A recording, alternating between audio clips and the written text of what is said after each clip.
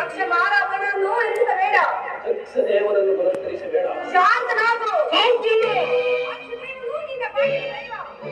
ದಕ್ಷ ದೇವರು ನಿನ್ನ ಭಾಗದ ಮುಖ್ಯ. ಬೇಡ ದೇವ, ಯಜ್ಞ ವಿಜಯದ ಲೇಟ ಬೇಡ. ಪರಶಿವನೇ ವ್ಯರ್ಥ ಕಾಟಕ, ತಂದೆಯ ಮತ್ತ ಘಾತಕಿ, ವಾಕಿನಿಂದ ಮಾಡುವ ವಿಘಾತ. ಇದಾಗಿ ಏನು ಮಾಡುವ ದ್ವೇಷಿ. ನೀನು ತಂದೆಯೇ ಅಲ್ಲ.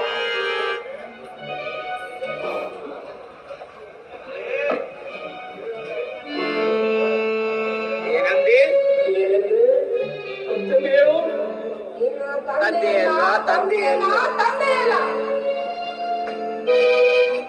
ನೀನು ನನ್ನ ಮಗಳೇ ಅಲ್ಲ.